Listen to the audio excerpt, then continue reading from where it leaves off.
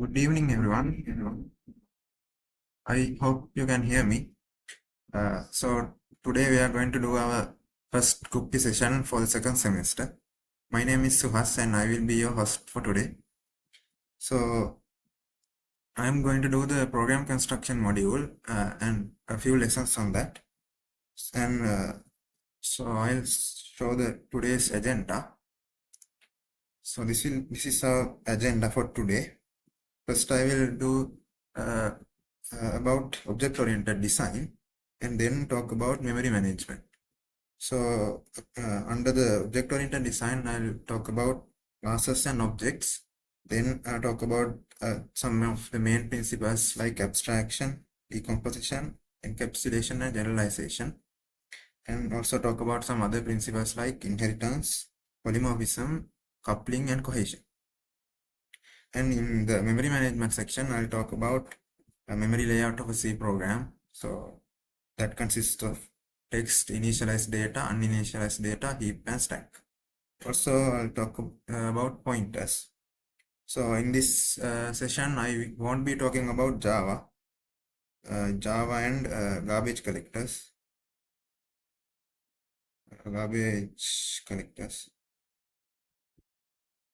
I won't be talking about this, so you will have to look at the lecture note for that. And also, Janidu will do the rest of this session like IO streams and exceptions on some other day. So I'll be doing these things today.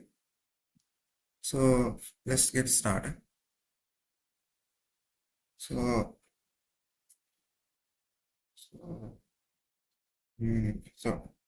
this is today I'm going to talk about first I'm going to talk about object-oriented design. So in our module, in our program construction module, we have two main designs. Like first one is object-oriented design.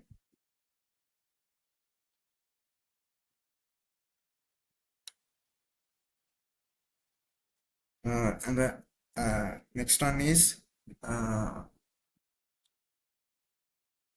design patterns. So in here we talk about the inheritance, abstraction, all those things. And here we talk about things like design patterns, some other design patterns. So in here, let's talk about Java basics. So in Java, we have objects and classes. So we need to first talk about object-oriented programming before talking about Java. So in object-oriented programming, we organize code into objects. So these objects represent real-world entities. Objects represent real-world entities. So, for example, let's take an example, a cat. So, if we are designing a system about cats, what are the properties that a cat can have? So, a cat can have a name, and a cat can have a color. Then a cat can have maybe a favorite meal. So these are the properties. These are the properties of a cat. And also we can have behaviors. So we can have behaviors for a cat. For example, cats can play. Cats can eat. Things like that. So for properties in Java, when it comes to Java, we call properties as attributes. Attributes and behaviors are called methods. So But one thing you need to remember is that when designing an object, we need to think about the context. Think about the context.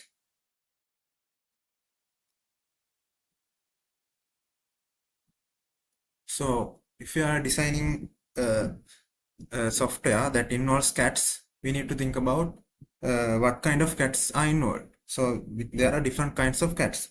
For example, we have house cats. We have street cats. And also we can have for example, think about a pet store. So we can have cats in a pet store. So in this different context, the attributes and properties of a cat can change. For example, in a pet store, a cat can have price. In a pet store, when you think about pet store, a cat can have price.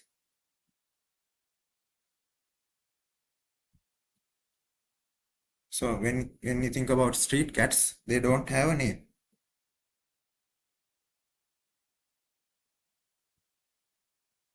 So when we are designing a software using object-oriented programming, first thing we need to think about is the context. We need to design these objects to match our context and remove unnecessary properties, unnecessary attributes, and unnecessary behaviors from our objects and keep only the necessary things. So that's one thing you need to remember. So the context is important. So one other example is like a cars. So when you think about car, so think we are for example, think we are designing a car sale. Then when you think about a car sale, then a car can have attributes like attributes. You can have like price and mileage, things like that. So when you think about a car game, the car object can have different attributes.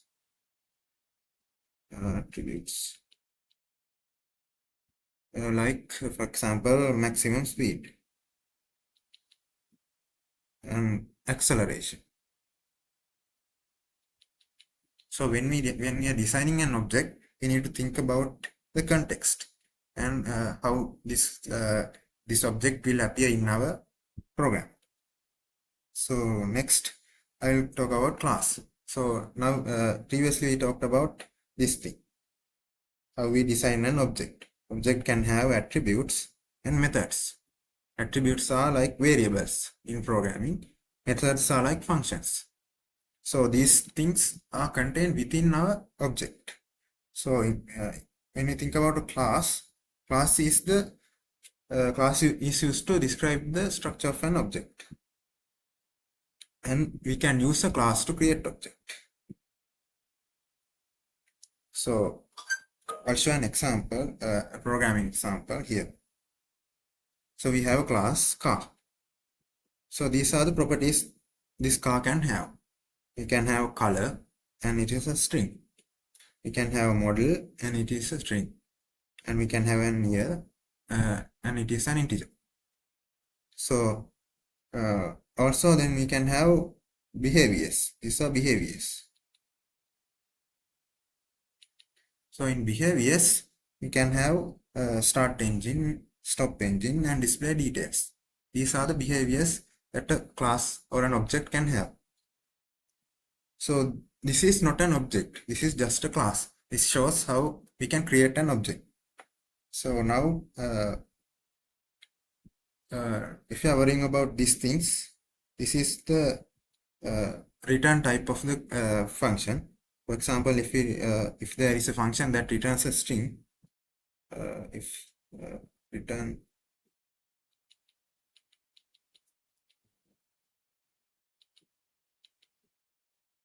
if a function is returning a string, we define it as like string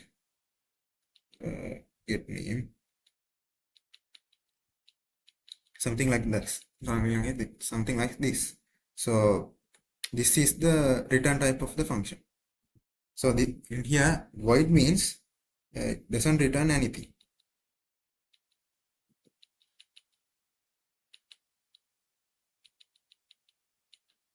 So in English, the word void means nothing. So it means it doesn't return anything. So don't worry about these keywords just now. I'll explain them later. So in here, only thing you need to remember is that we have attributes and behaviors. These are methods. These are properties of a class. So now let's see how we can create an object using class. So object is an instance of the class, and you can create multiple instances of a single class. So we have this car here. We can create different cars using this class. So I'll show an example like this. You can have a car. This is the class, and this is also the class name. You can create a new object, my car. My car is the name of the object that we create. Now we create a car object using this syntax, and then we can access the attributes, these attributes.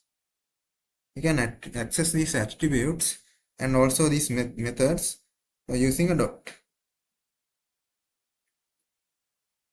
like here.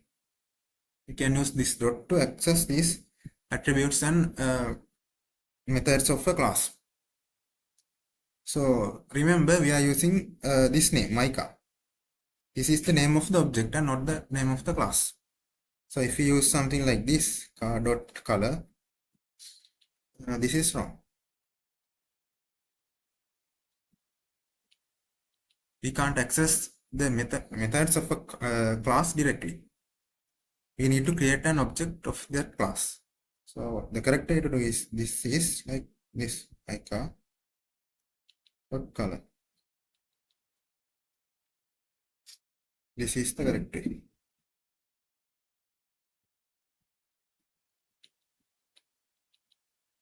Right? So I'll show an example here. So in here we have class cat, and it has two attributes, string name and age. Age is an integer. So I'll remove this for now. I'll explain why later. So we have a simple class, public class cat, string name, and integer is age is an integer. And also you can have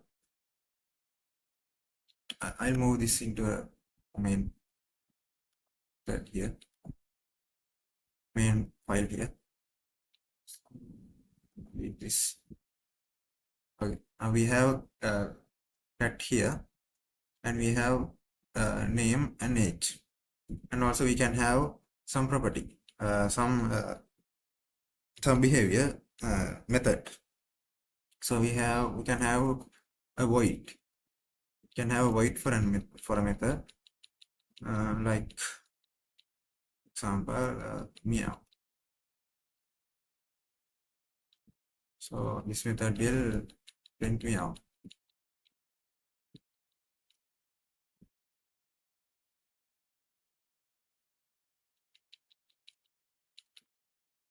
Like this.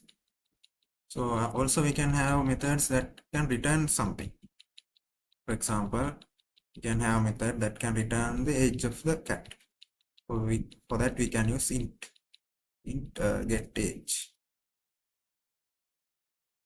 Then we can write return age like this.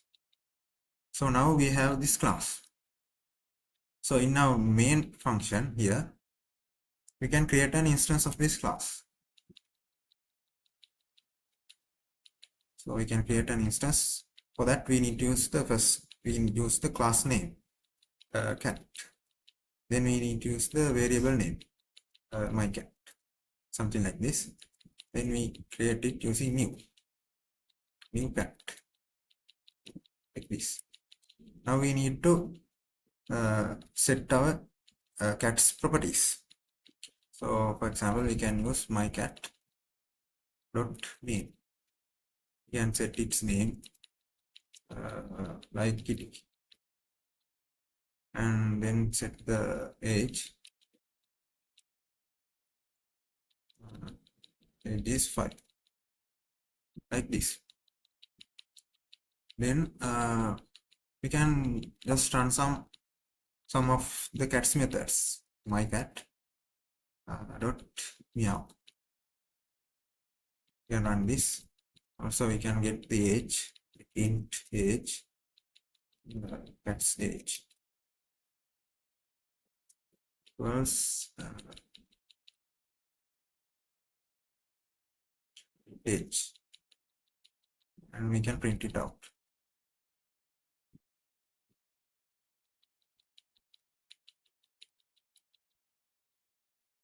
Cat's age.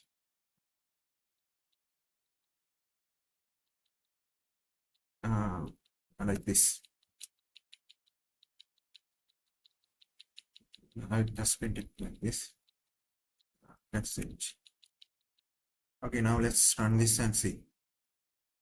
So to run our Java code, we need to use Java C to compile our code like this, and it has successfully compiled. We didn't get any errors. So we have two classes now, this one and this one. This is the app and this is cat. So these are the compiled classes. So after compiling, this is what you get. So now we can run this Java app. So it will run this class. Now we can see we have successfully created our cat and it has meowed. And also we took its age out like this. See, we got our output. Okay, I think it's clear to you. So don't worry about these things just now. This static and public, these are required to run the program. I'll explain them later. Okay, now let's move on to the other part. So we have created the object and used it. Now let's see what a constructor is. Constructor is used to simplify the creation of objects. Now in previous slide you saw that when creating a car, we had to use like a lot of lines. My car, new car, then set the color, model, and year. Separately we had to set them. So in order to simplify this and do it all in one line, we can create a constructor. Constructor is like this. So we create a constructor like using the name of the class. So it's similar to a function, similar to a method like this, but we don't include any type here. Sorry, we don't include any type here like void or anything, and also we use the name of the class here. So this is the constructor. This is what we call the constructor. So inside the constructor we can use we can put that code from above. We can put this code in here, and so now we don't have a name for an object. So previously we used my car, but now we don't have a name. So instead of using a name, we use this. This refers to the current object that we are talking about. So when we are creating so like this refers to the current object's attributes. So now everything else is same. These parts, they are all same. This is the changed part. Now we can use the constructor like this. So instead of writing all these lines, we can just put all these data inside our constructor like this. So I hope you got it. So let me show an example here. So now we have our cat class here. So now let's create a constructor. So for that we use cat like this. Then here we take an input, for example string, new name, and int, new age. Then we put the name and age. Assign this to our cat. This dot name equal new name. This dot age equal new age. Now everything else is same. We just add these two lines and remove these two lines. Then put the name and age here, like Kitty. It is the name and age is 5. So age is 5. So now we can compile our code again using Java C, and it has successfully compiled, and we can run our code Java app. See, we get the previous out. So to check if our code works, I'll change these to something else, like 6 and black, and let's run it again.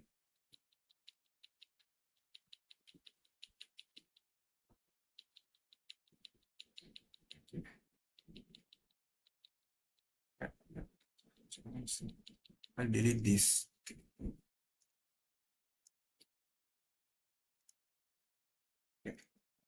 So see, okay, we got our classes. Let's run. Oh, sorry, we need to print. Oh, we got meow and 6. Okay, we also can print the name here also.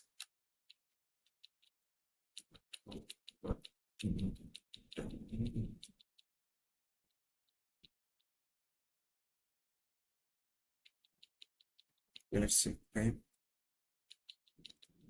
Okay, so now we got our name and age. So our constructor is working fine. Okay, I think it's clear. I'll share the code examples with you later, and also the slides. Okay, now let's move on to our other section. So now let's talk about Java access keywords. So most commonly used ones are public, private, and default. So public means allows methods and attributes to be accessed by anyone inside or outside the class. Inside and outside the class. So public means public. If we have some methods inside our class like cat, like this, name,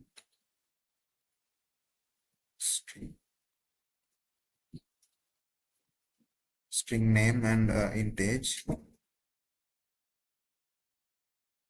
So these things can be accessed inside the class. We don't have any problem with that. But if we try to access them outside, we may face some problems. So we can use public keyword for that to modify our attributes and also methods. Public. Put this keyword in front of our names. Public. Like this. So using public, it will make this accessible from inside and outside the class. Also, if we want to stop anyone from using our methods and attributes, we can just make it private. So anyone outside the class will not be able to access them. And also the default. Default means not using anything. So in our previous example, like here, we didn't use anything. We didn't use any keywords here. We just use the properties, property values. So without using anything, it will allow the methods and attributes access within the package, within our package. So I'll explain what this package means. So let me show you a code. Okay, so this is our code. Let me undo this changes and remove our constructor.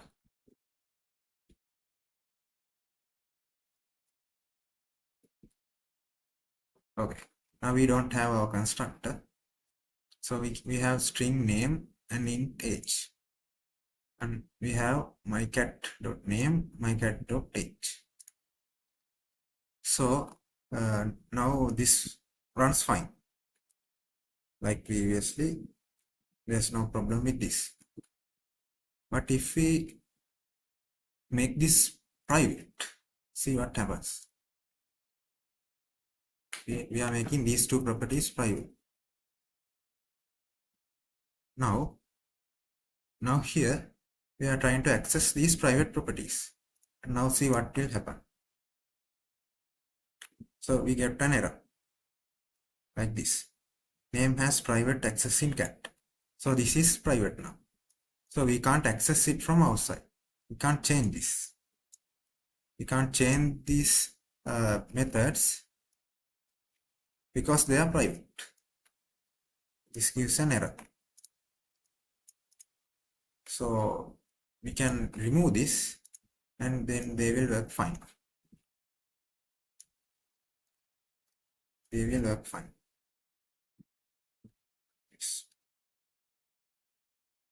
See. Now it compiled successfully. We can run it and it works fine. So now we are not using any modifier. We are not using any keyword here. So it means we are using the default access here. So default access means this is accessible only within the package. So what is a package? So in Java, a package is usually a folder. So package is usually a folder. So we can organize our Java code into different files. We can, like, in our main folder, we can have like app.java, cat.java.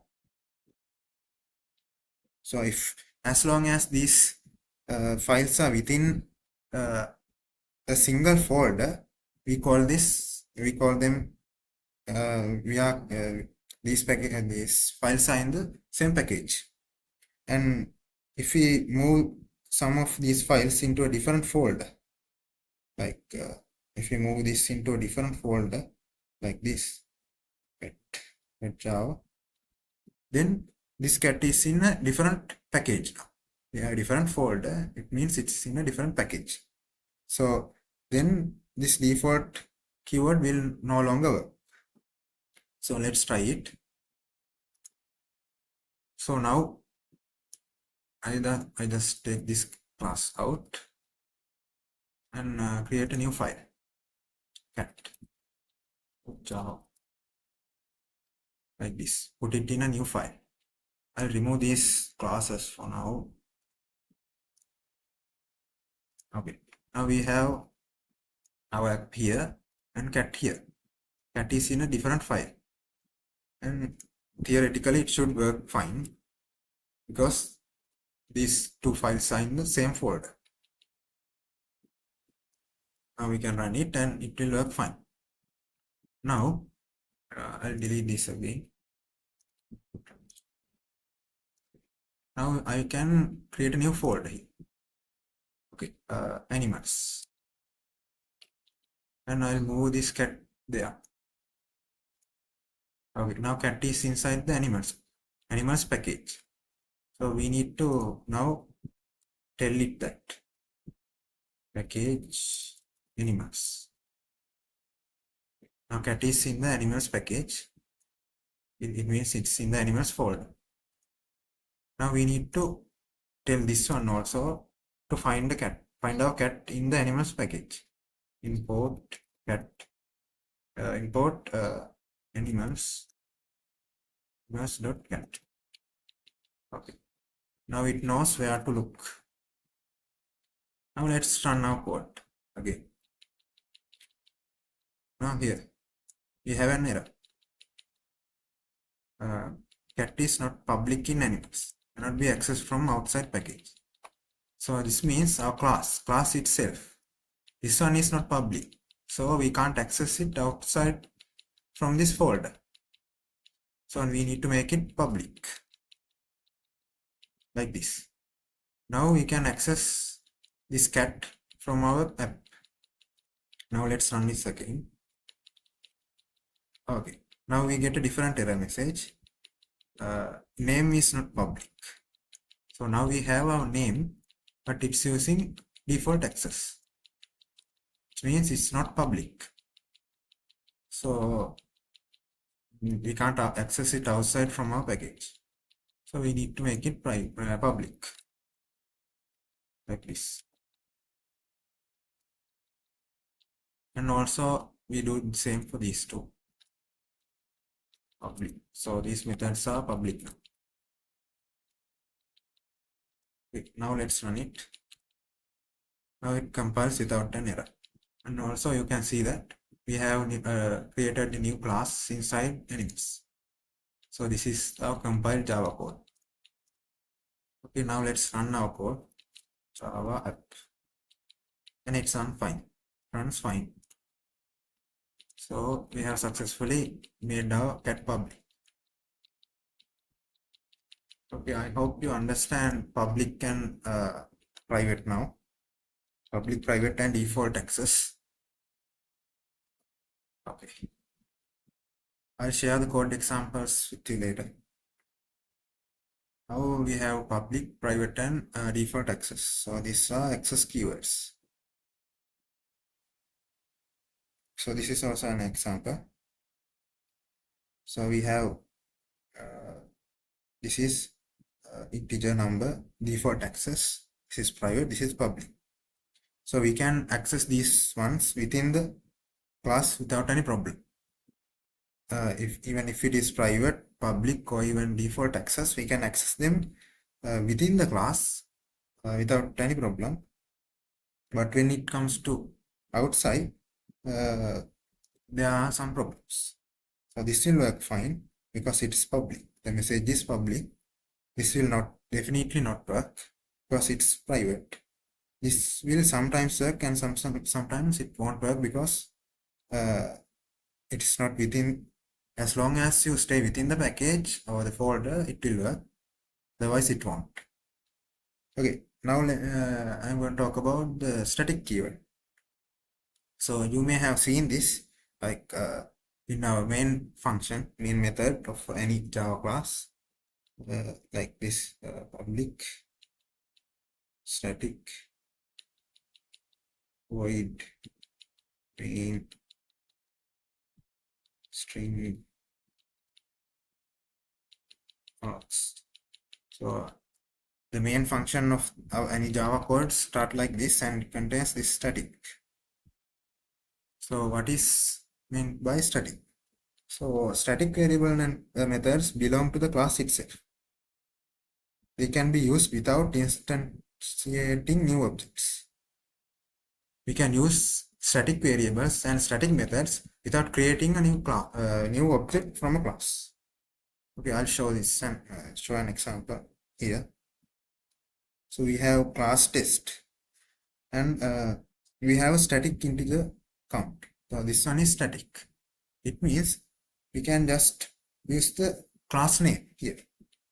Class name is test. See, we can use them without creating an object. Here we are creating an object because we need to create an object. We need to create an object to show the count. This one. Because it's not static. This is not static. So I'll show an example here.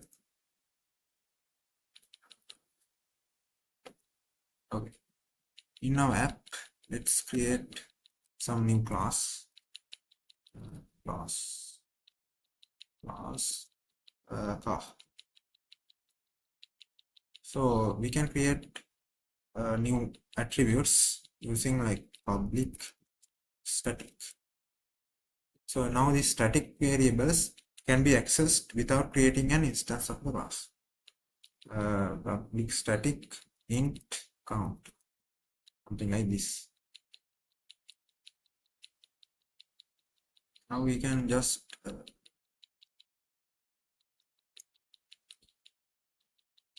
so previously we had to create an instance of the class like car, my car, equal new car, and then we had to access them like my car dot count, like this.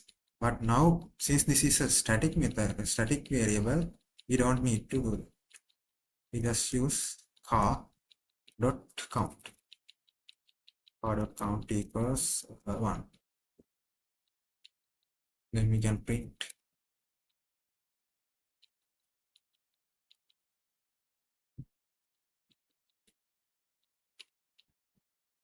car dot count, like this.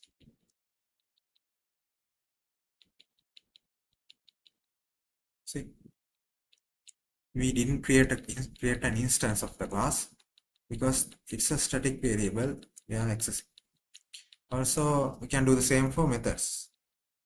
Public static print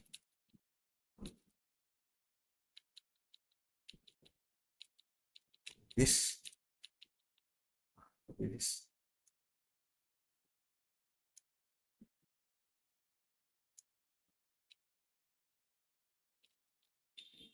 So we print something. We can just use this without creating an instance. Dot print something.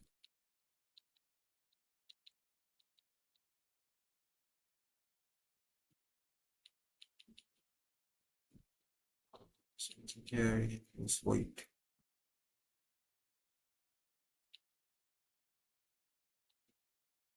Okay, see, we can use methods and attributes without creating an instance when they are static. Okay, I'll move on to the next section. Okay, now it's time to talk about the main design principles. So we have 4 main design principles. First one is abstraction, encapsulation, decomposition, and generalization. So first I'll talk about decomposition. Decomposition is breaking a component into separate parts. And also we can talk about the other way around, like combine parts to make a component. So decomposition helps us to break down a problem into pieces which are easy to understand and solve. So think about a robot car, for example. Think you are building a robot car. So instead of putting all the methods and everything inside this class, like speed and all the sensors, motors and everything here, we can just divide like break this robot car into different parts. For example, we can use a new class for wheels. We can use a new class for like speed sensor and acceleration sensor.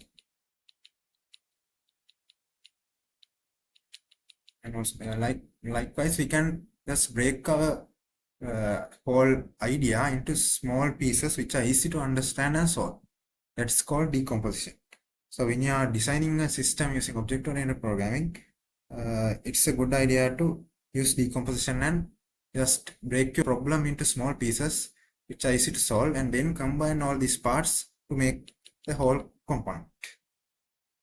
So in decomposition, there are 3 main ways to decompose an object. First one is association, next one is aggregation, third one is composition.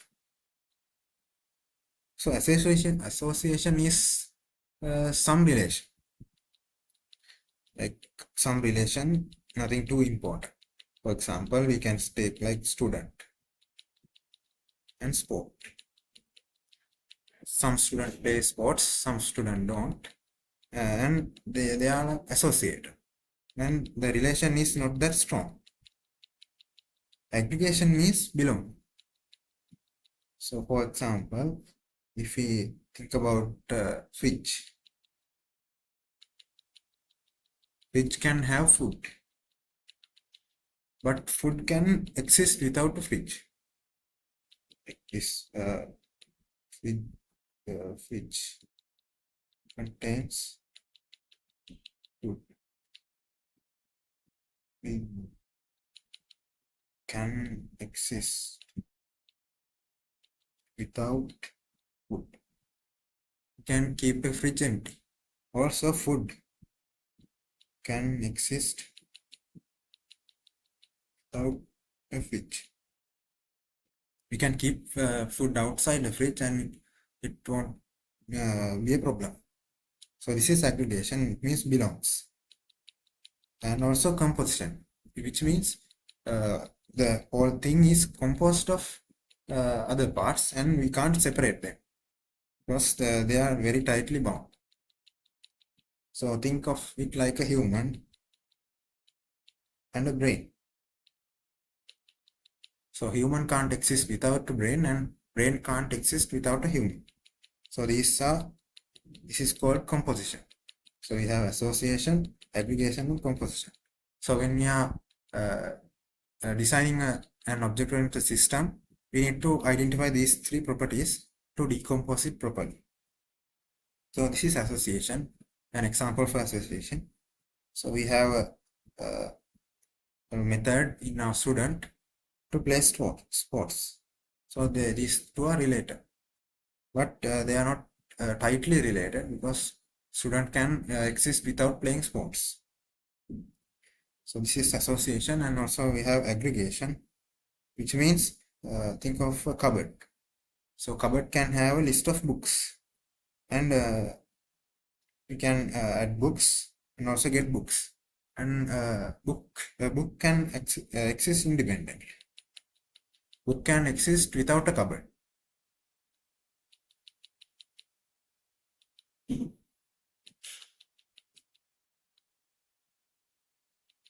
So I think you get the idea. So this is aggregation and also composition. So we have a brain. So we need the human to have the brain, and human will not work without the brain. So brain is required here. So this is composition. Okay. Now I'm going to move into our next topic. This is abstraction. So we had four topics here: abstraction, encapsulation, decomposition, generalization. So next topic is abstraction. So abstraction is like focusing on essential features and ignore unnecessary details.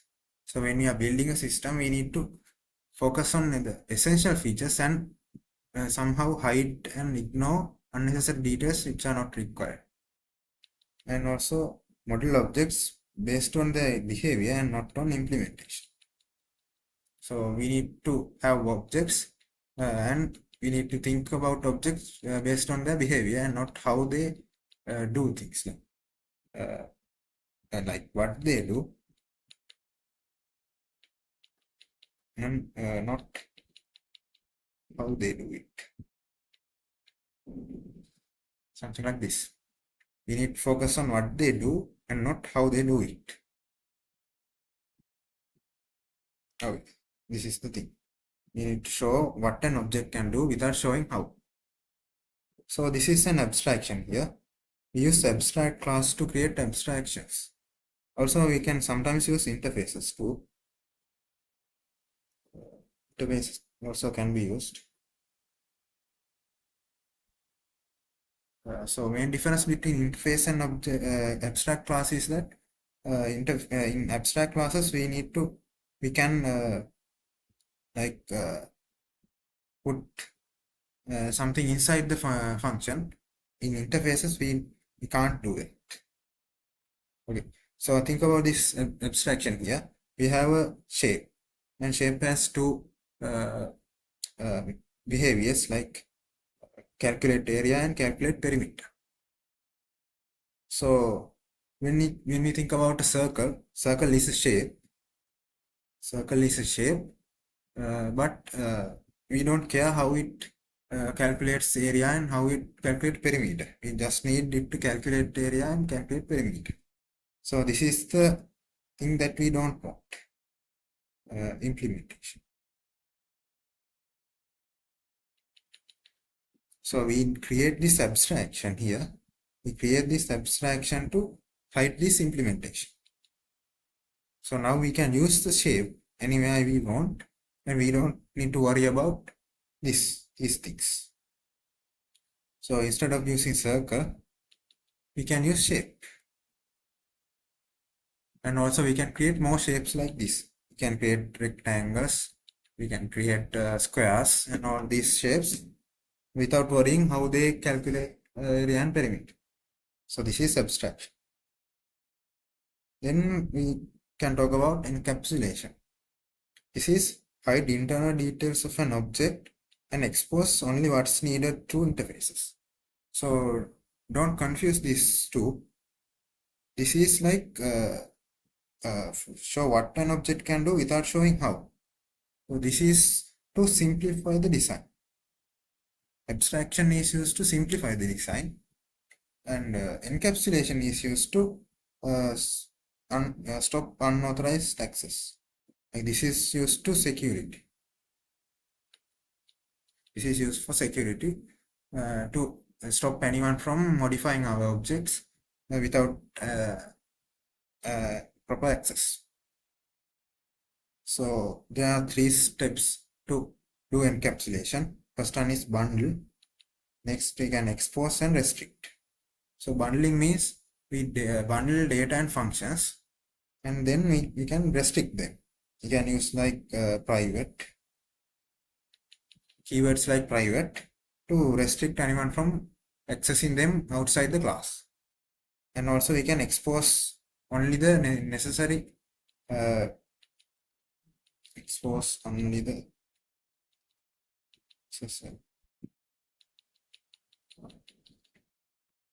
methods. You can expose only the necessary methods through an interface. So I hope you understand this. I'll show an example here. So this is bundle and restrict. So what we do is we bundle everything. So student can have this GPA and methods to get the GPA and set the GPA. So we bundle them and restrict them. So you can see here we have stopped anyone from here. We are using private, so no one can modify this. So no one can modify this because it's private. And also we have a method to set GPA. So what this method do is like restrict. We restrict anyone from changing the GPA to something invalid. So here we are checking if the GPA is valid and then set it. So we are restricting it to increase security.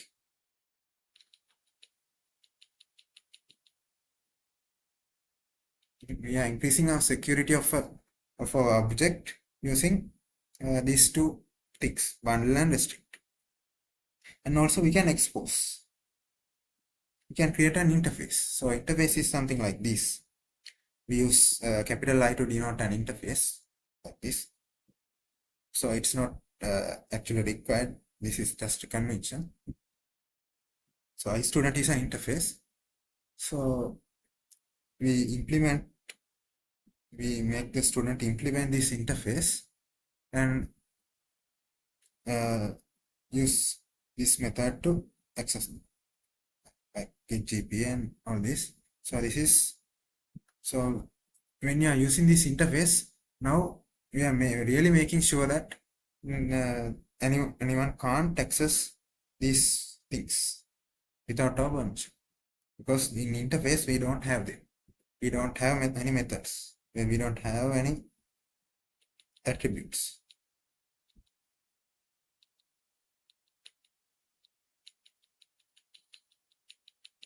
So if we give someone this interface, then they can't change our these attributes without our permission, because they only have access to this interface. So I suggest you to look at these slides again to properly understand this. So this is what it is. Some example that I already discussed.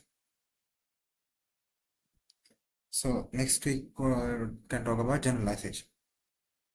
So this is like extracting common behaviors from two or more classes and combine them into a generalized superclass. So imagine you have a cat. So cat can have like name, age, and also cat can do like eat. Also we have dog. Dog has name, age, and also it can eat. So these are mostly similar, and cat can meow and dog can bark. So we have mostly similar properties and some different property. So instead of writing code to do eating and all this separately, we can just put these properties in a generalized superclass. We can put them in a generalized superclass called animal. We can put these things in an animal. So take a look at this example.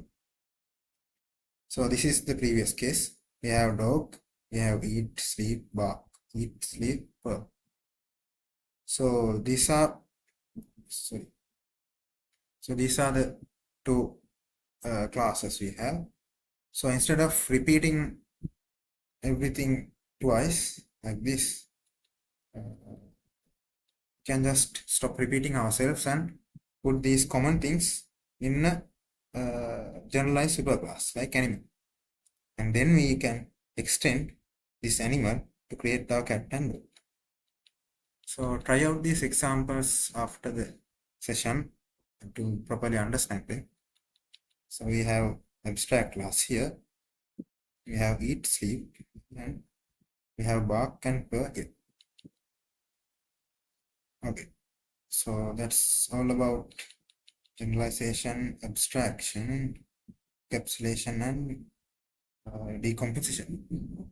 So I'll now talk about some other properties like inheritance, polymorphism, cohesion, and coupling. So inheritance means establishing a parent-child relationship. So child classes inherit attributes and methods, and this is promoting code reuse and hierarchy. So this is kind of similar to generalization like we saw here. We can just inherit our cat from an animal, because we can the dog and cat have properties of this animal and behaviors of this animal. So it's very similar to generalization. So I'm not going to show an example here. And also let's talk about polymorphism. So polymorphism is ability of objects to respond differently and uniquely. So we have two objects and the same function. Like example, we have for example, like function like print. The same function in two objects but this one prints some string and this one prints some other string.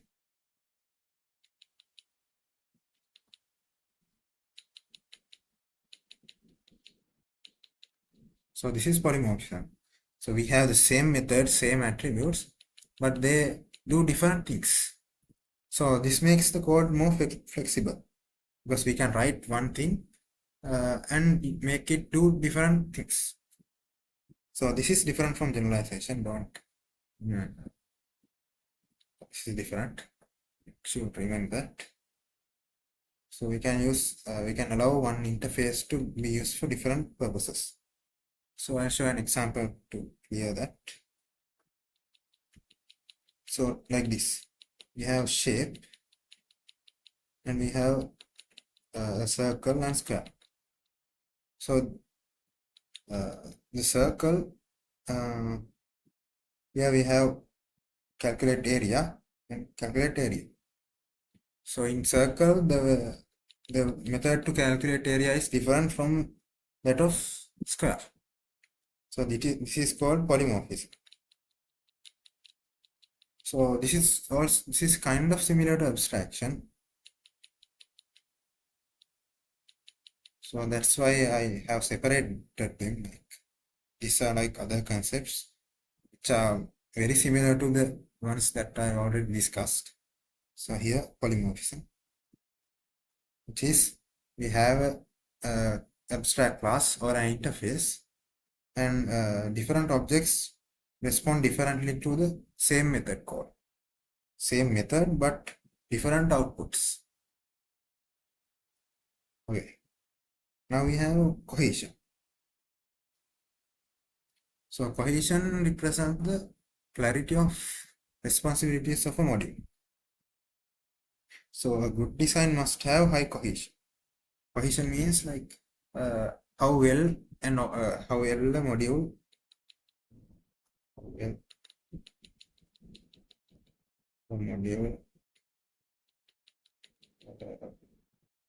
completes its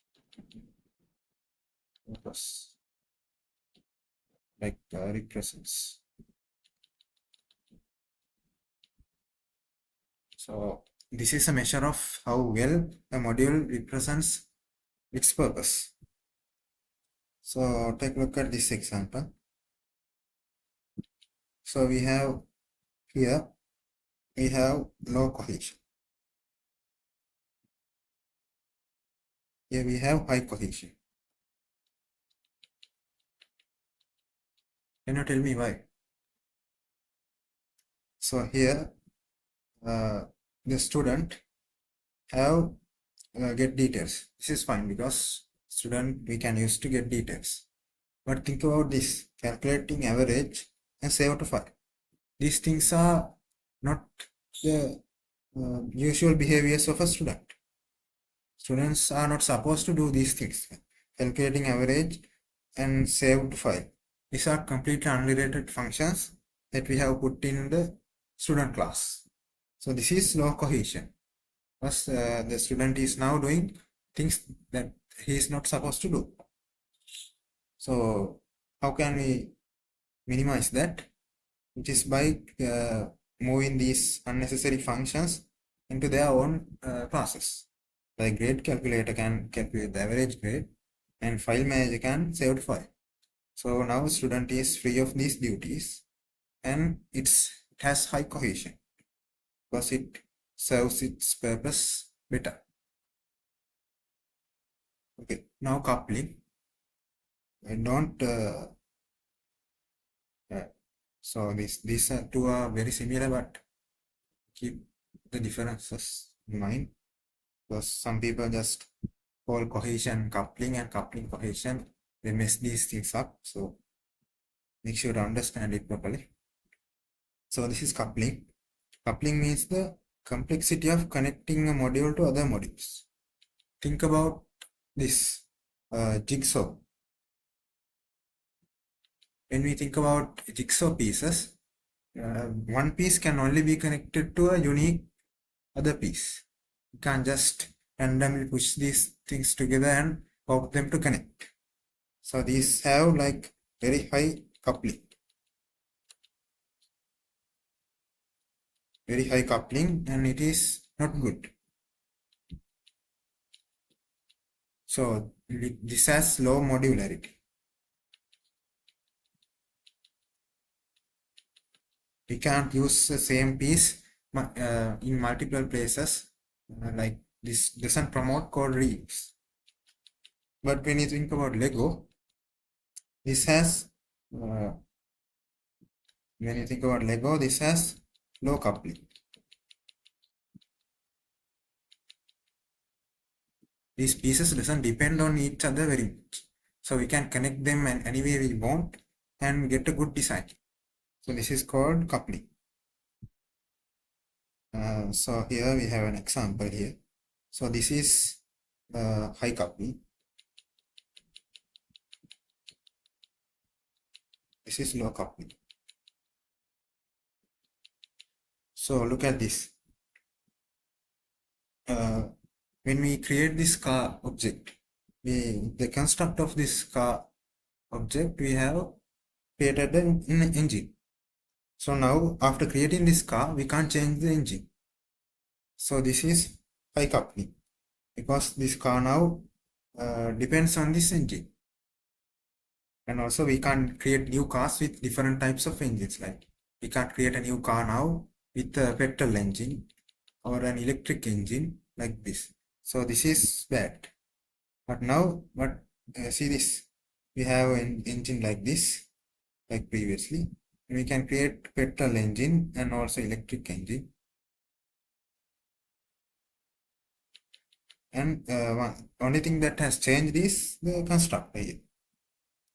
We are, instead of creating an engine inside the this constructor, we are passing it as an attribute to this constructor. So we can, if you look at here, we can create an engine here and put that engine in our car. So we can create many cars as we want with different types of engines. So this is an example for low coupling.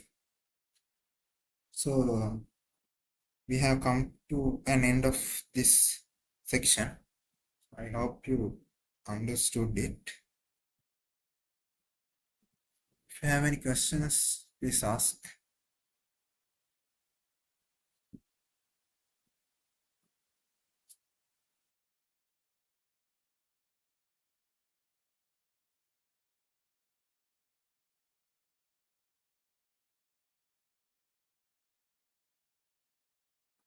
So I'm going to talk about memory management specific to C language. So in a typical C program has these parts in its memory: text, initialized data, uninitialized data, stack, and heap. So this is how the memory layout is. So we have text in the bottom, initialized data, uninitialized data, and heap and stack. So heap goes from bottom to top and stack goes from top to bottom. So okay, when a program is executed, the operating system provides a chunk of memory for the program to use. So in our systems, we have different programs running. For example, we can have like Chrome running, and also we can have some Notepad running.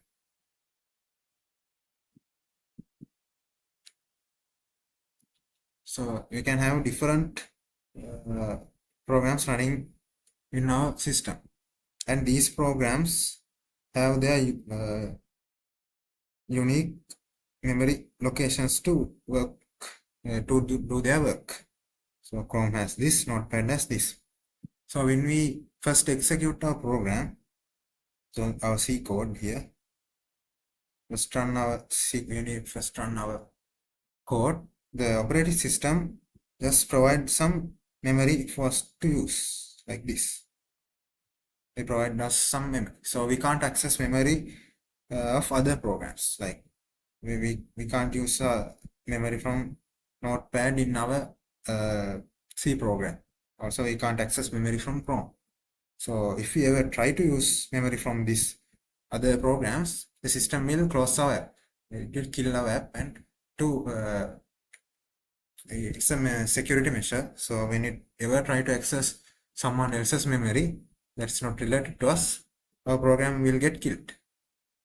So when we first run our program, the operating system provides us some memory. So this memory is divided into 4 parts, not 4, like 5 parts. So we have text region, initialized data region, uninitialized data region, and stack, and also heap.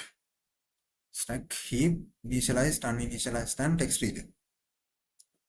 So these four regions, text, initialized data, uninitialized data, and stack, all have fixed sizes. So the sizes cannot be changed. But heap size can be dynamically adjusted. We can request more memory from operating system. We can request more memory from the operating system. So we can change the heap size. So let's talk about the text region. So this is where the compiled binary code of a program is stored. So we take our C code and run it through the compiler, and we get the output binary. And when we run the binary, some part of this binary will get loaded into the text portion. Not the whole thing, just some part that contains the main instructions. So it will get loaded into the this text section. Okay. Next we have initialized data. So initialized data contains global and static variables that have been initialized by the program. So in C, we can have global variables. So global variables are the variables that we define like on top of the file. These are the static variables, the global variables, or the static variables. And inside any function, like void main, inside any function, if you have some variables, these are local. Void sum. So inside these functions, we have local variables. So this is global variables, this is local variables. So only the global variables will get stored in initialized and uninitialized data. So the difference between initialized and uninitialized data is that this is initialized, right? We have some value. We has value. We has maybe is 20 and is 10. Also, we don't have to initialize them. We can just use this int A and static int B. So without initializing this, we can have these values. So these are uninitialized data.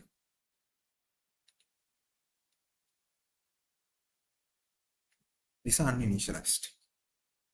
So okay, I'll show an example later. So I'll just explain these things and show the example later. So now we have stack. Stack is used for storing local variables and function management. So the stack size is limited. So when we run our program, the operating system provides some memory. So in this memory we have text. So text region is completely filled. This is text. And also the uninitialized and initialized data. This is data. So data region is also completely filled. So there are no empty spaces in this area. But in stack, we have some empty spaces. Like this is the stack. the stack, we have some data, but there are some empty spaces.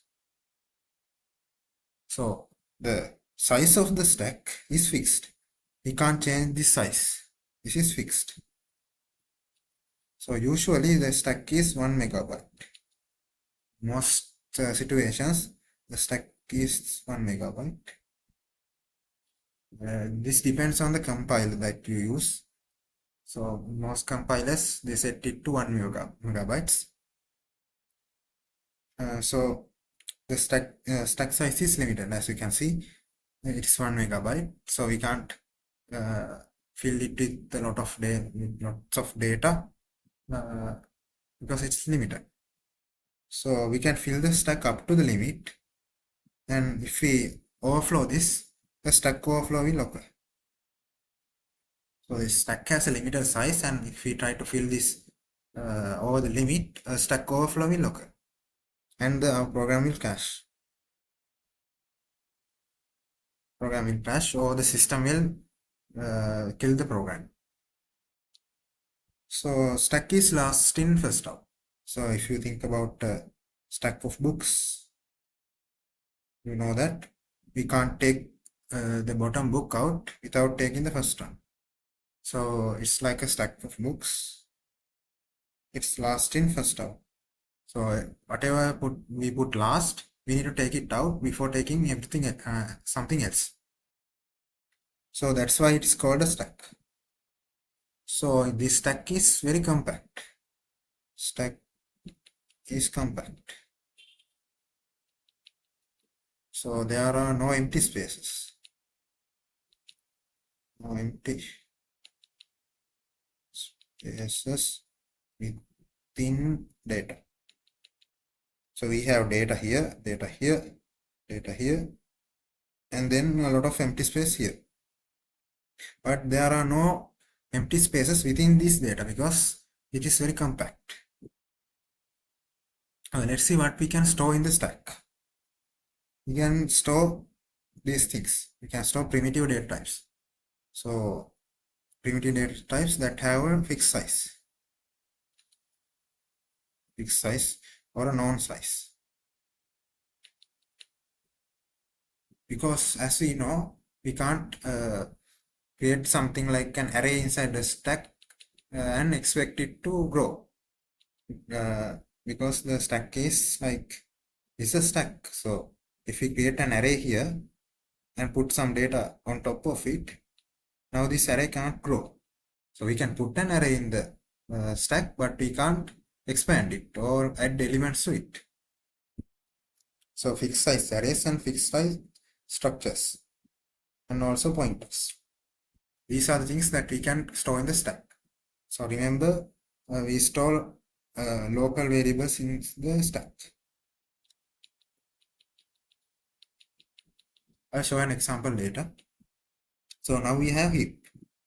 Heap size is virtually unlimited.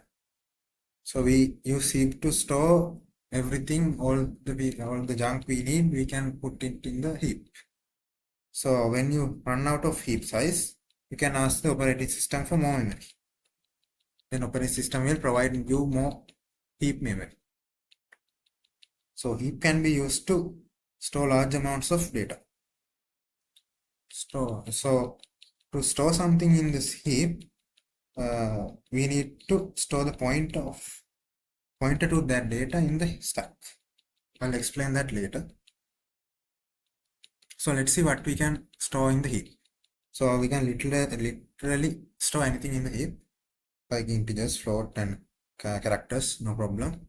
Also, we can store arrays, and like vectors, objects, anything. We can store anything in the stack, anything in the heap.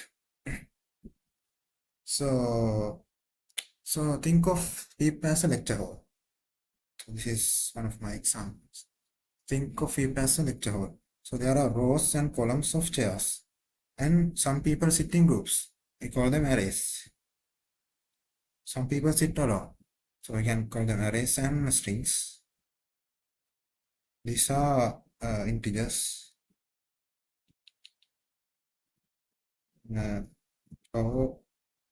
characters. So there can be a lot of empty seats. So when we look at the heap of a program, it looks like this. So we have something here, then an empty space here, then we have some array here, and some empty spaces here, and then some array here, likewise. So heap can have empty spaces, that's no problem. So the stack is like a book of stack of books. So also we can think of it like a building. In order to build a new story, we need to have a story below that. Likewise, we can't have empty spaces between the stories.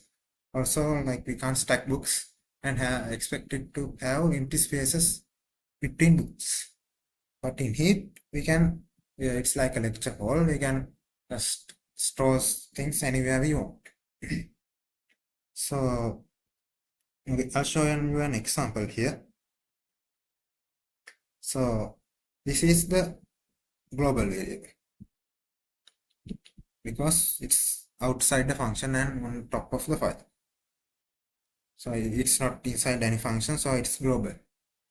And these are local variables because they are inside the function.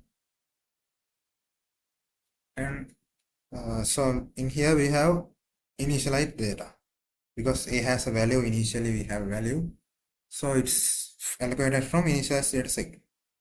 And in B we have uninitialized data segment because it's initially uninitialized.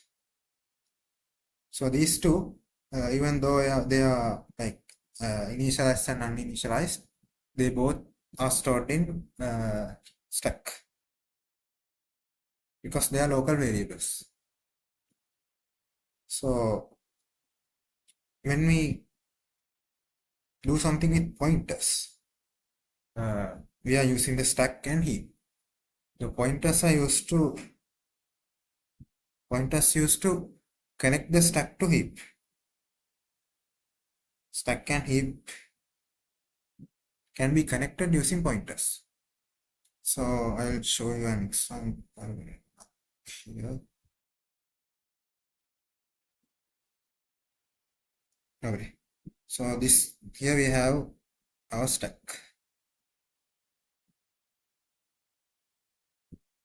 So it may have some values initially.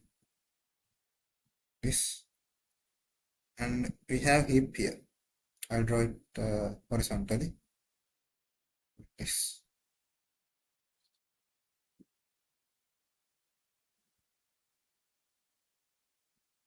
So in stack we have addresses like 0x, ff, something. Likewise we have different addresses. And also in heap we have addresses. In every location we have addresses. These are hexadecimal addresses. Likewise we have addresses. So when we create a pointer like this, we create a pointer here. We create a pointer here. So this has some address and we create a pointer here. So initially this pointer doesn't have a value. So this doesn't point to anything now. Doesn't currently point to anything. So this doesn't point to anything because we didn't allocate any memory to it. So now we have a pointer here which is storing some random value or maybe 0. I'm not sure. So it either stores 0. Let's assume it's storing 0. So we have a pointer here that stores 0. So this doesn't store any address now. Now we run malloc. What this malloc does is it checks this heap. It checks this heap for any empty spaces. So we ask it to create a size of int. So usually integer is 4 bytes. 4 bytes or 32 bits.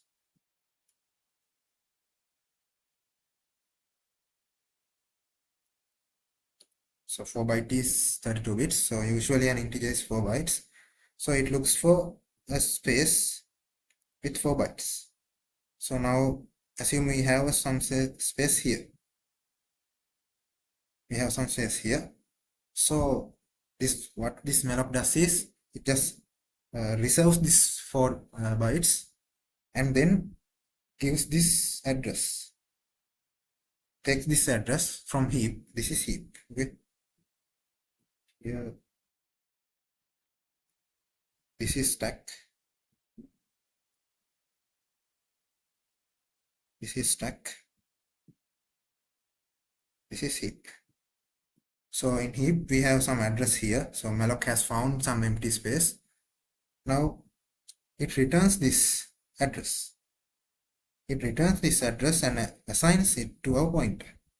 So now our pointer is 0x1. So now we have a pointer on the stack that points to this memory location. So that's what malloc does. So assume we don't have any memory here. We call malloc again. Malloc again and ask it to find like 10 bytes of space. Now it looks here and it doesn't find any empty spaces that has a value of 10. That has a length of 10. So if it doesn't have any available space, then it calls the system. If no space is left in the heap, additional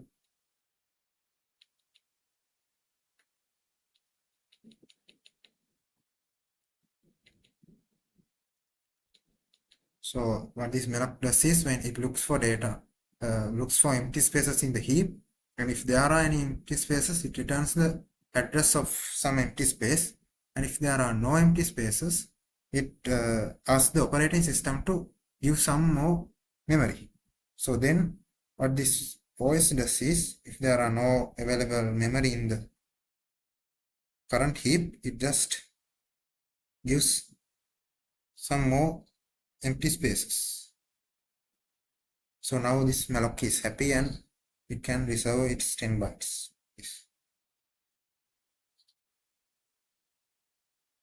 Now it has 10 bytes. Likewise.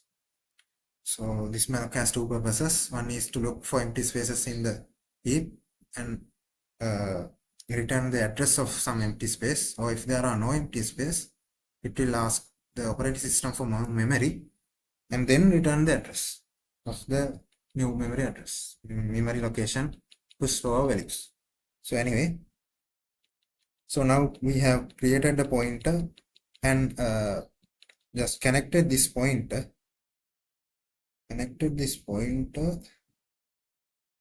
to here. Now this one points to this memory location in our heap and we can just put anything we want here. We can just go to this memory address and put anything we want here. So after using these values, we can then free it. We can just remove this value and remove this pointer. And if we call free, then this will get reassigned to some random value. And this memory will get freed when we call free. So that's how these pointers work. So I hope you understand it. So I'll show you some coding example here.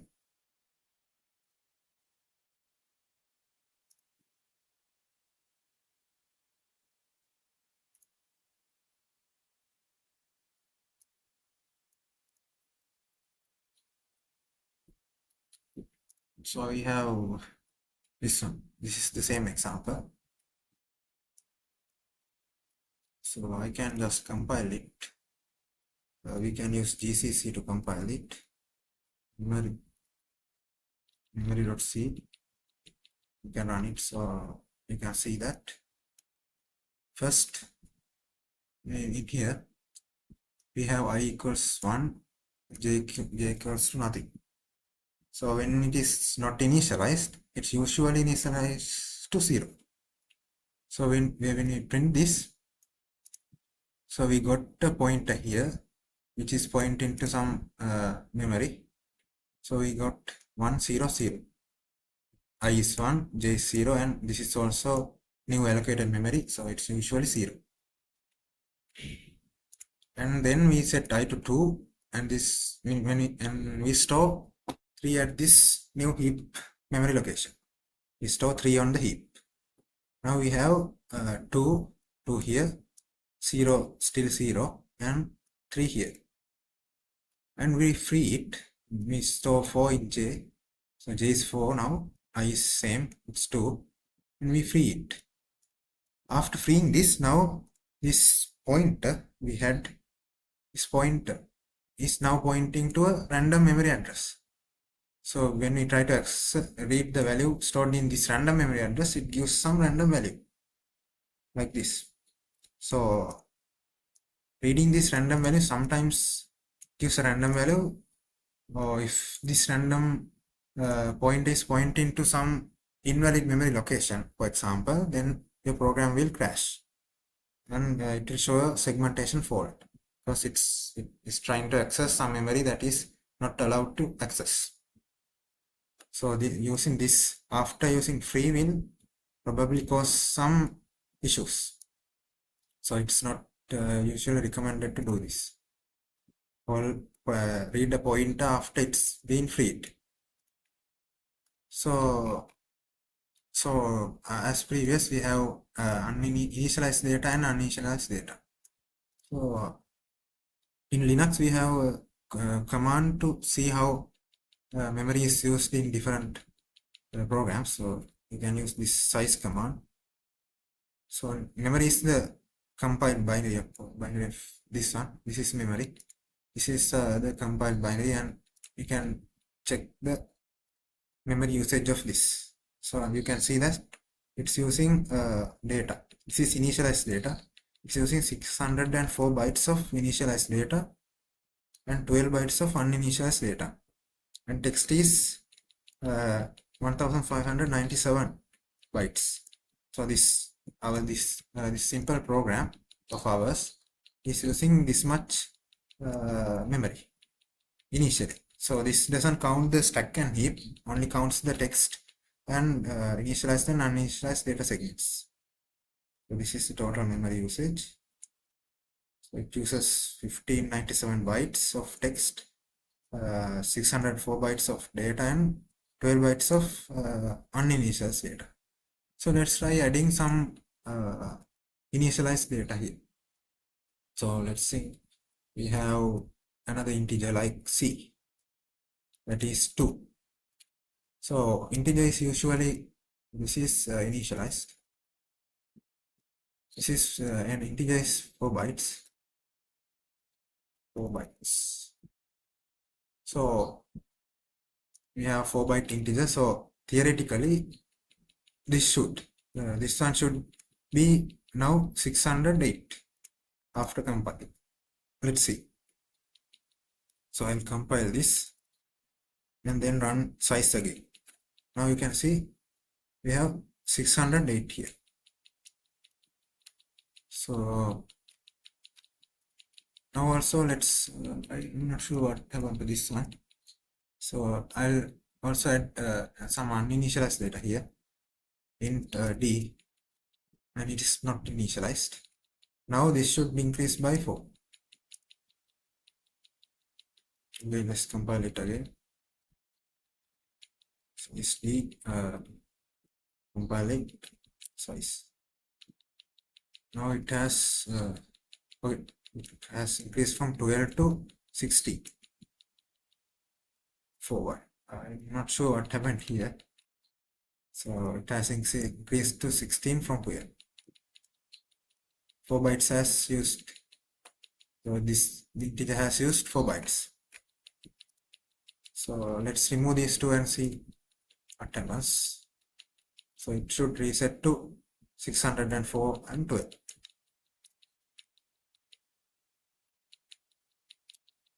Yes, now it has reduced to 604 and 12. So if we remove these two also, we will free some more 8 bytes.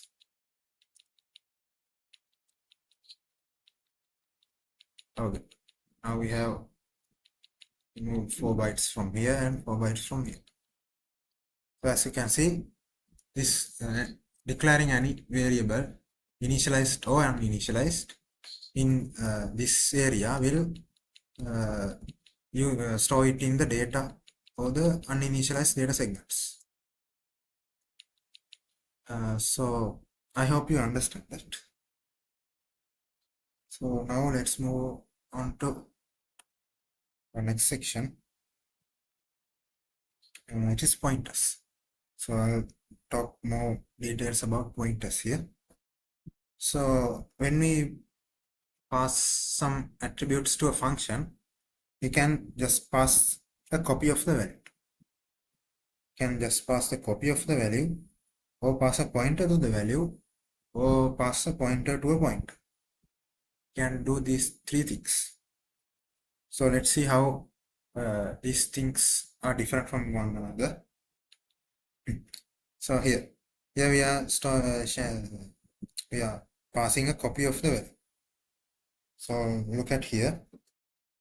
So we have number equals 10, and we put modify value. We have a function that modifies the value, and we just pass the number here. So here, when we pass the number just as it is, this function will get a copy. It won't be able to access the original value, it will only get a copy. Now if we try to modify it, so we are multiplying x by 2. So only a copy of the value is modified here. So now if we look at the output here, we have number as 10, and inside this function, the value is doubled. But if we try to access it again outside the function, the value is same. So it has not changed because we have passed only a copy. So we can fix this issue by passing a pointer. So we are just passing this value here. So instead of passing the value, we can pass the pointer. So this is how we pass a pointer. So if we have a variable name like num, we can get a pointer to this value, using the and symbol. If we put an and symbol in front of the variable name, we can get the pointer of this value. And if this here in this attribute, we need to define that we are using a pointer. So we can do this by using int star. So this means this type is like pointer to an integer.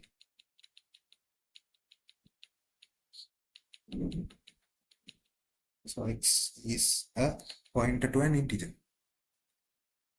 So now we need to use this star here. So this star is doing something else. So if we put a star in front of a pointer, so this is called dereferencing.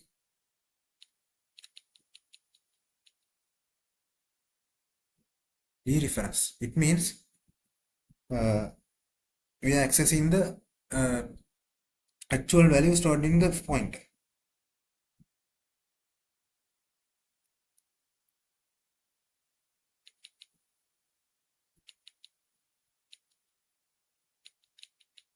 So we are accessing the actual value stored in the pointer using this value, this star.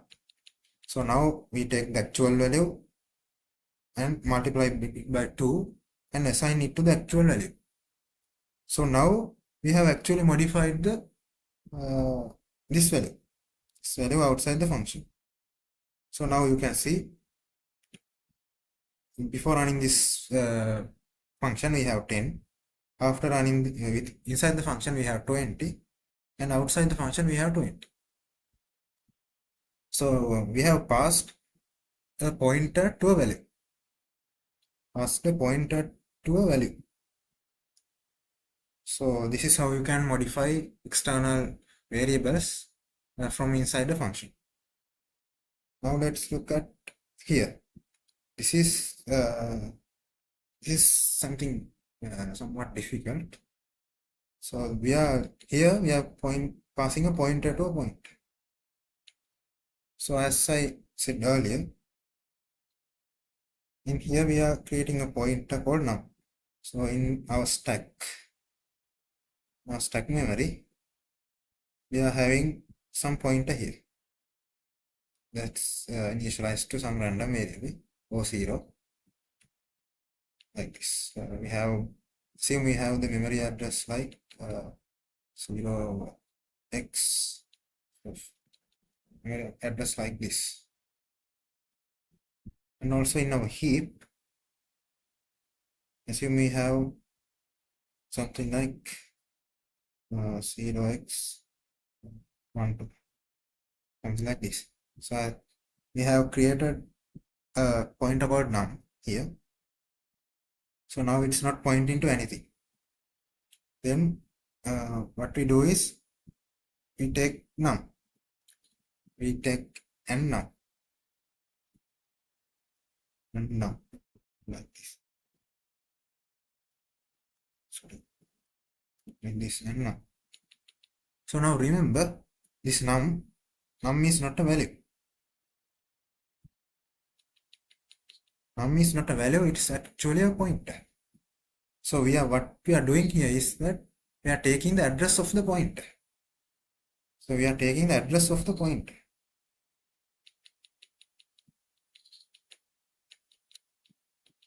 So what this gives is this one. So this is actually the address, actually some address on the stack. So this is what we get from this function, this part. If we put an n in front of this, we are getting this one, this value, and the address on the stack. Then we are passing it to the function. So we get it here. So it means it's a pointer to a pointer. So this is a pointer, and this is a pointer to a pointer. So this is a memory address of a memory address, something like this, something like that. So what we do here is, now we have a pointer here. So if you put a star here, we get the actual pointer.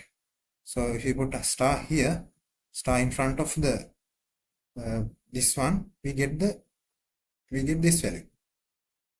So now we can put the actual memory address of the heap in here. This is what we are doing here. So this is a bit complicated. Try to understand this.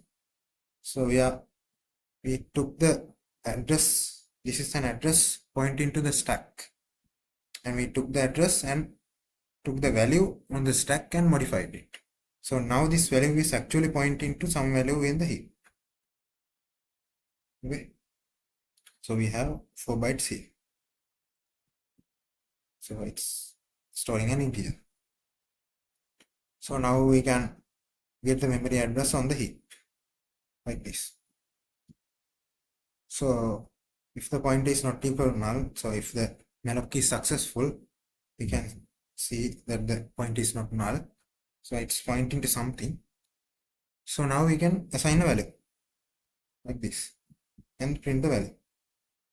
So after printing the value, we can run this one. So here we took the pointer, assigned the value.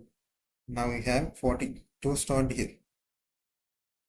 So now we need to free it. So we are not freeing anything here. So we need to free something somewhere else. So we are freeing it here. Otherwise, there will be a memory leak, because this memory, if we remove this pointer and this memory is still there, then this memory is useless. So it will create a memory leak. So if we need to remove the pointer, before removing the pointer, we need to free the memory. We need to remove this memory. So anyway, we do it like this. So look at the output. So before allocating memory, it's here. So now this pointer is not initialized, it's 0. Now this is pointer to a point. So like this. So this is actually the address on the stack. On the stack. This is pointing to an address on the stack. And this is the pointer. This is pointing to a heap. So after allocating here, not here. After allocating here, we have allocated memory here, and we print the address here. Now it's pointing to a heap. This address is on the heap, and now we print the actual value. So I hope you understand this. So if you have any questions, please ask me. So these are the ways you can use pointers. So this last part is a bit complicated. Try to understand it.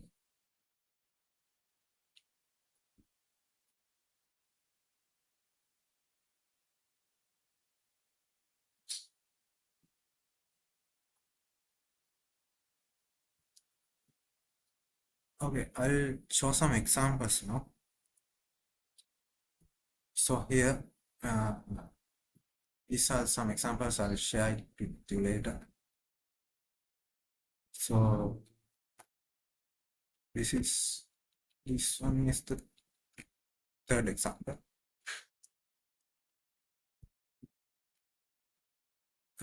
So I'll talk about how Stack Overflow will occur. So as I said earlier, the stack is limited. So every time we run a function, their local variables will get stored in the stack. So in here we have a function called cost stack overflow, some function, and inside that function we create some large array. So that's not a huge problem because we have some stack memory to work with, like we have 1 megabyte. So creating an array of length 10,000 is not a big problem. But now what we do here is in this line, we just recursively run this function. So if we run this function recursively, this memory will get allocated again and again. So it will cause the stack to fill up very fast, and eventually it will just finish and crash the program because there will be no stack memory left to run the program. So I'll run it and show you what will happen.